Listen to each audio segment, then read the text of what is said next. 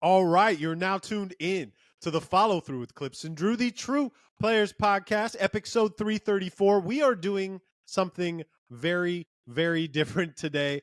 In true Clips and Drew fashion, we recorded the full episode yesterday, episode 334.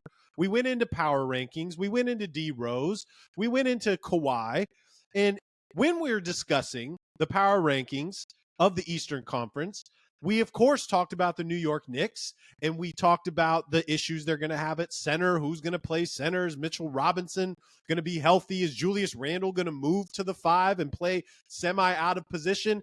And then as soon as we're done recording, this is so Clips and Drew. As soon as we're done recording, I go and make my dinner, sit on the couch, and we get a sham wow, a sham bomb out of left field. Karl Anthony Towns has been traded to the Knicks for Julius Randall and Donte DiVincenzo. I hit Drew up right away. I'm like, cat to the Knicks. And Drew's like, no fucking way, bro.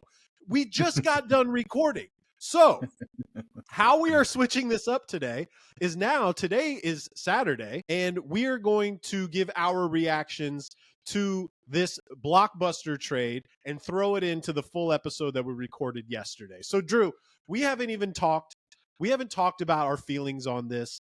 Once I heard the ShamWow, I was like, you know what? The Knicks are going all the way in. And we had no idea this was going to happen. We didn't even bring up Cat in yesterday's discussion. We brought up DeAndre Ayton. We brought up again, is Julius going to go to the 5? What's up with Mitchell Robinson? And now we get this. And the more I got to think about it, Drew, thought about it today and thought about it right before the show. The Knicks are all in. I love this. I'm wondering why Minnesota, supposedly everything that's coming out today is this has been in talks all summer. They've been working on this all summer, and the Knicks finally made it happen. Karl Anthony Towns to the New York Knicks, Julius Randle and Donte to Minnesota. Tell me what your first thoughts were, Drew. Yeah, so I had like kind of waves of reactions to this, right? Like first and foremost, it was like, I am shocked, number one, that Minnesota would choose now to let go of Karl Anthony Towns because, they just came off a very successful season and it seemed like things were settling down nicely with them, with Ant, and, Gobert was kind of fitting in, but like it was working pretty well, honestly. Certainly much better in year 2 version than year 1. And it seemed like they were primed to build on top of that. So my first reaction was like, why would Minnesota choose now to do this, right? Of course, it does answer the problem for the Knicks. The Knicks, on their side, it makes all the sense in the world. They need a center, exactly what we were talking about. Julius was going to have to play a lot of center, and then you're going to have to rely on Mitchell Robinson being healthy, which has been a really difficult thing for him to achieve in the last few years. So this kind of ticks a lot of boxes. So from the Knicks side of things, yeah, you get rid of Julius and you get rid of Donte DiVincenzo, which, RIP to the Nova Corps, as I labeled them. They didn't actually get to touch the floor together in a real NBA game. Well, But from an offensive standpoint, Karl Anthony Towns works beautifully with what the Knicks are trying to achieve. He stretches the floor nicely. He gives Brunson a lane to the floor by pulling out whatever center is going to be guarding him. Offensively, I think it just is like a no-brainer. Now, the biggest problem and where we tend to find some issues with Karl Anthony Towns is on the defensive end, but I would also argue that he's improved defensively over the years. While he's still not, I wouldn't call him a good defensive player.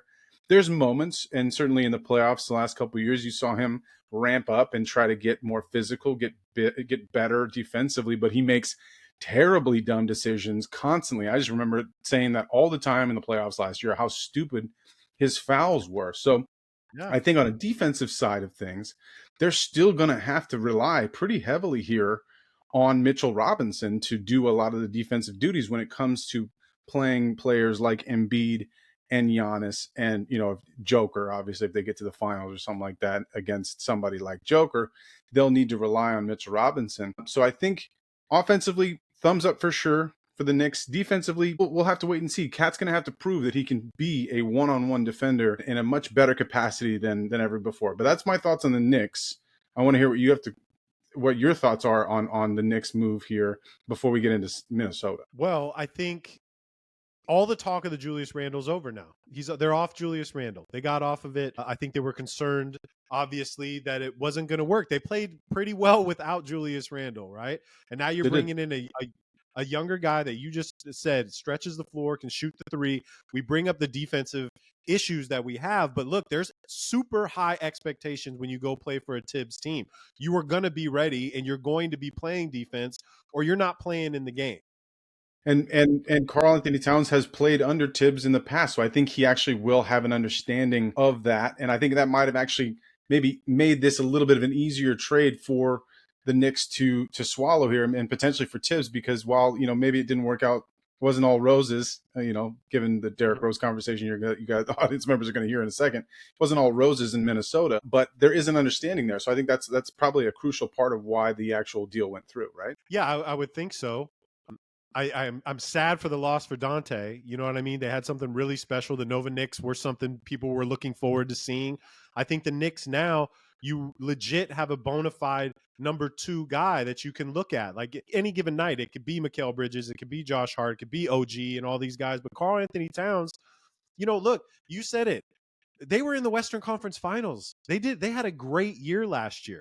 And I think from the Minnesota side, maybe there was just a lot of clogging in the paint. The Gobert Towns thing, I guess, necessarily didn't work. I'm surprised they went with getting rid of Towns, the younger guy, the guy that's been with you his whole career, and then going with Gobert at that center position. But then it brings in the fact that now you have Julius Randle playing his natural position at the 4, which I think he's going to be pretty damn comfortable with. I think there are going to be definitely minutes for Donte because they need scoring off of the bench. I'm sure some games he might be starting and whatnot.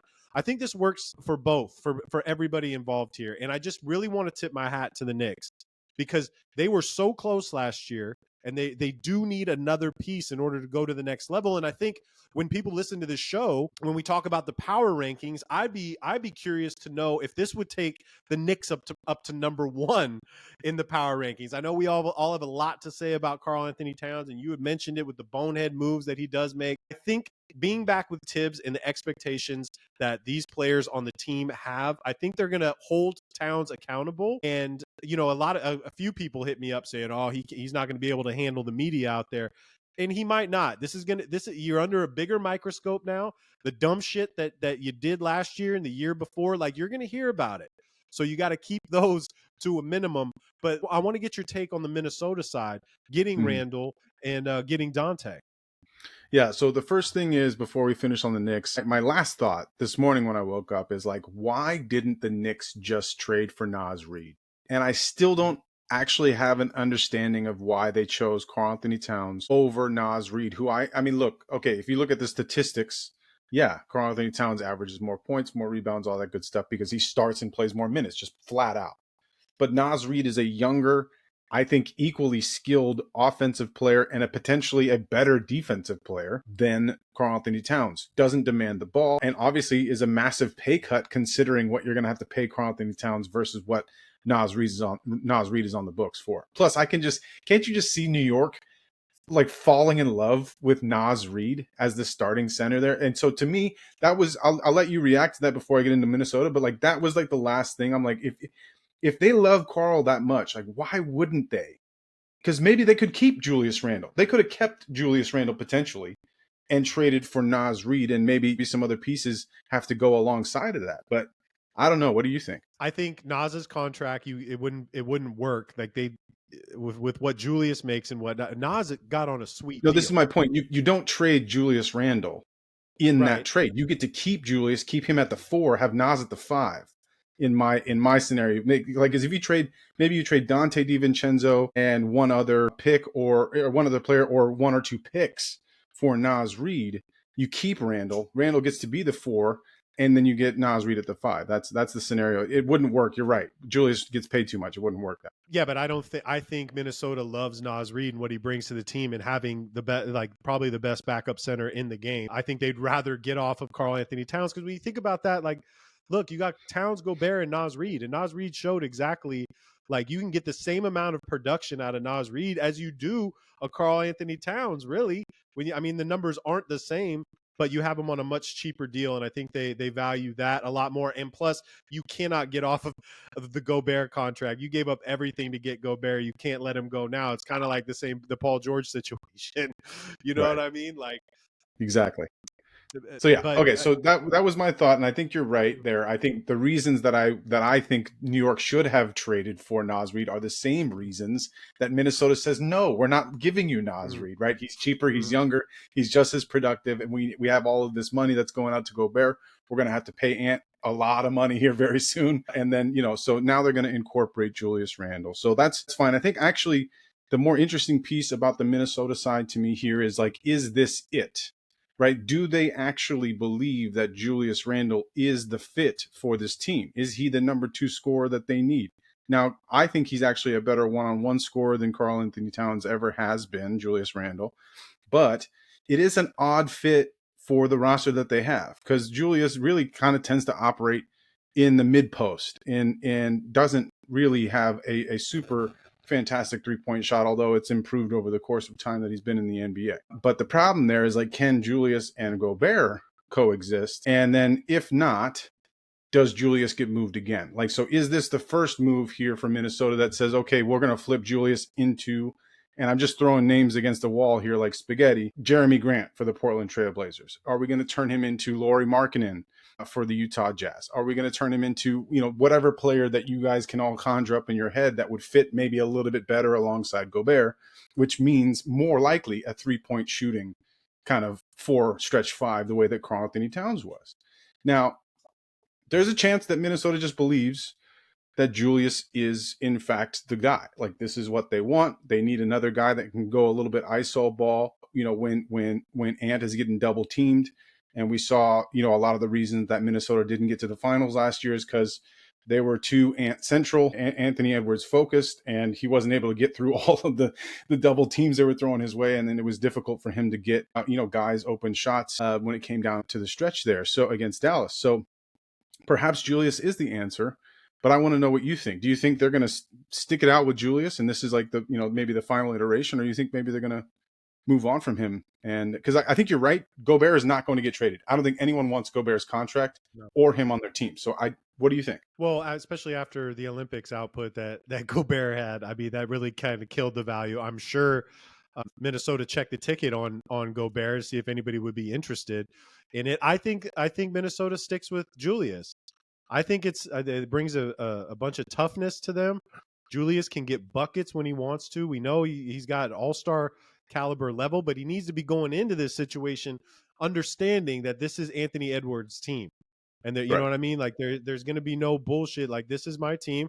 I think they might butt heads a little bit based on just the attitudes of both of them. And I don't know them personally, but we just see how, how the personality of Anthony Edwards might not mesh well with a dude like Julius Randle. And there's definitely going to be, Julius was the guy where he would get the rock at the end of the games, and it's going to be Ant. And maybe Julius and Go might not get along too well either. You know what I'm saying? So I think they might have to test the waters to see if there's going to be some cohesiveness and if personalities do match and whatnot. But I like it. I think it unclogs the lane a little bit more than it did with Cat and Go. I think it's a good move, and I just want to know if Cat says he didn't know anything about that this was going to happen, and I have to call BS on it a little bit, or it could have come out of left field. Who do you think won this though? Who do you think won this trade? It has to be the Knicks, right? Yeah. I mean, yeah, I would say yes, the Knicks win the trade because they answer the biggest problem that they had going into the season. I still think Minnesota has a very similar problem on their hands before the trade took place. But to me, again, folks that listen to this episode, I brought up the Cleveland Cavaliers and saying, okay, maybe the Knicks can go after Jarrett Allen or Mobley, because I thought the ship had sailed on the opportunity to trade for Karl Anthony Towns after what happened the last couple seasons and the progress that they've made as a unit in Minnesota. So again, it was very surprising that the deal took place the way that it did, but I think you have to assume that the Knicks won this trade. Like, they have now a 7-footer who can play alongside Mitchell Robinson or can play outright as the center. And that's like a huge deal for them that they didn't necessarily have before this. Yeah. So I think it's hard to argue against the Knicks winning this trade unless Julius Randle has like a crazy year, right? Like if Julius just goes off and it works, and maybe the truth of the matter is they're going to play Gobert less. Maybe they're just going to eat that money. They're going to eat that contract in Minnesota, and they're going to say, we want Julius and Nas on the court together. And maybe that's the path forward. Maybe they do see the writing on the wall and they go, shit, well, this thing is nice for 3 quarters, but when it comes to the 4th quarter, Gobert is going to be on the bench. We're going to go Julius and Nas, and that opens everything up for us. And I think that's probably the path forward if they actually keep Julius and they don't decide to make a trade. But anyway, I think both teams, again, there must be a reason that Minnesota wanted Julius. And so that's what I'm going to stick with here. Like, because Julius is a very good player. He was coming off one of the better seasons he had before the weird shoulder injury. And I still think he can provide some serious quality and be maybe, like I say, maybe a better one-on-one scorer, a number 2 scorer than Karl Anthony Towns was for this team. But you're right, he's going to want his shot as well. So we'll see how it all works out. I kind of think, even if Julius stays, I kind of think maybe Minnesota's still going to deal some other stuff, maybe. But I can't imagine them just being happy with what they have now, even though we didn't talk a lot about Donte. I think Donte's a great fit, by the way. So that piece of the trade for Minnesota, fantastic. He can play point guard if Conley's slowing down or hurt or whatever. Boom, Donte's in there. If you need to spell Conley or you need to spell Ant, he can play the 2. Donte DiVincenzo is going to play a lot of minutes for them, and I think he'll be a good contributor to the team. So that part is just kind of plug and play. Although it's disappointing he won't be on the floor with all the Nova boys.